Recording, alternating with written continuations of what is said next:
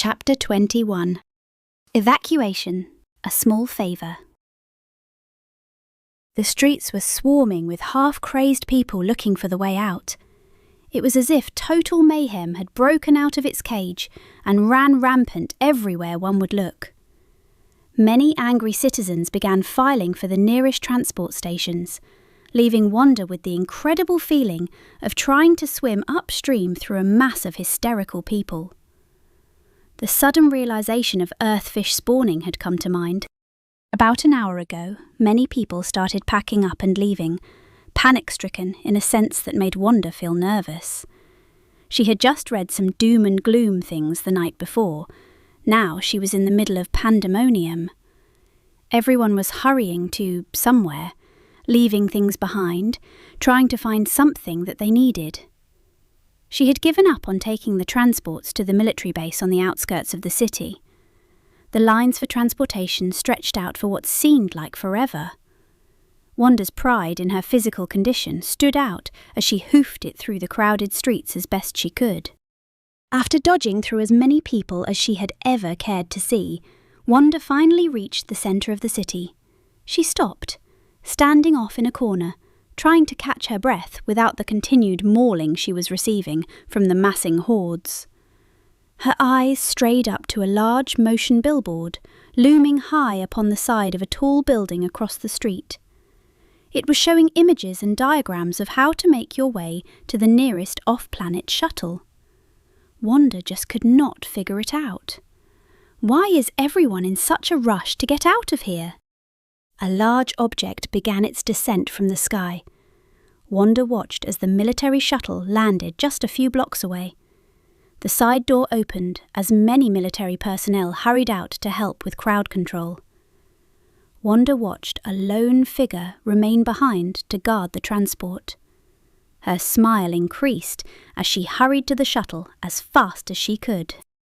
The man was young, but still looked as if he had a few years of service under his belt. He watched the crowds of people, uncomfortable with the fact that he was alone in his duty. "Hey, you there, Super Trooper!" yelled Wanda, pointing a finger at the man. "What's going on around here?" The soldier turned to address the citizen, caught off guard by her strange question. "What do you mean?" he replied. "There's a planet-wide evacuation going on, haven't you heard?" Wanda's knees buckled. She stood dumbfounded by what he had said. "A what? Why?" The man rolled his eyes. "I don't know. I just do what I'm told," he confessed to her. Wanda fumed. The soldier was not being very helpful. "Hey!" she yelled again, eyeing him a little closer.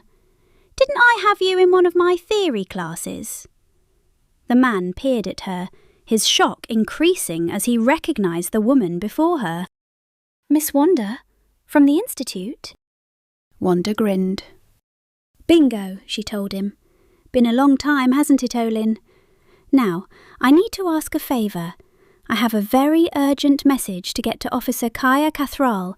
She should be stationed at the base outside of town." Olin looked at her, his eyes laced with confusion. "Since when did you have military connections?" Wanda furrowed her brow. "Don't think that you're the only one I know who's in the military now," she replied. "I need to contact her right away."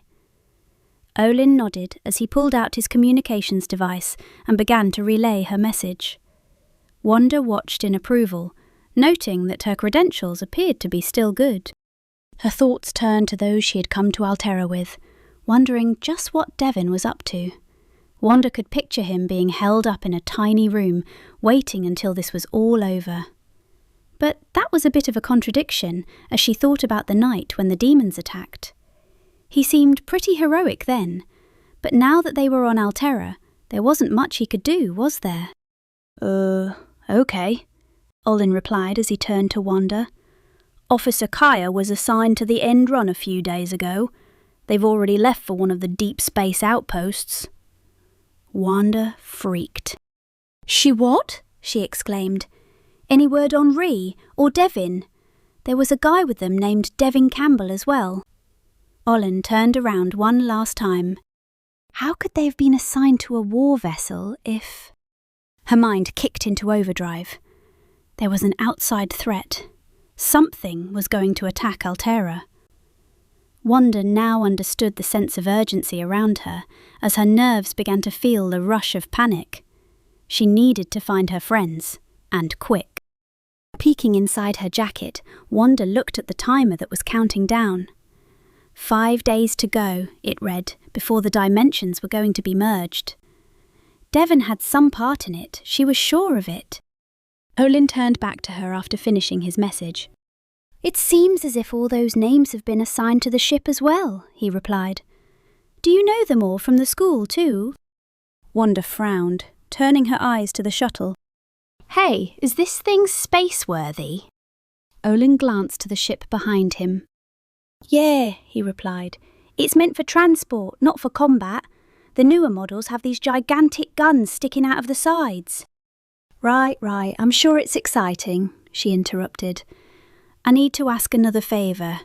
I need to borrow your shuttle." Olin tried to keep himself from collapsing on the spot. "Are you insane? I can't just let you take off with my shuttle. I'd get into so much trouble."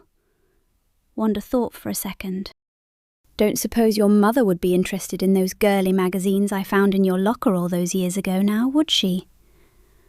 Olin cowered in fear as his arms wavered about in the air. Wanda smirked to herself. "Just as I thought, he still lives with his mum." "Oh no, she would kill me! But what about the time I caught you cheating on your end-term thesis? Don't suppose the military would take too kindly to that one either." Olin's legs began to shake. He was looking more like a fly caught in a web more than a military soldier. "Oh, Miss Wanda, please." "What about the time I caught you peeking into the girls' locker room? Although I'm sure it was more of a rescue, since the girls' wrestling team was in there after all." "All right," Olin exploded. "Take it, please. Just don't tell anyone about it." "Thank you, dearie," Wanda happily replied. Olin started to cry. "Oh, and just for the record," she added, "it was the janitor who found those magazines. Ciao." Olin sunk in his spot. He did not care about the shuttle lifting off from where he was. All he could think about was how cruel of a world this had become.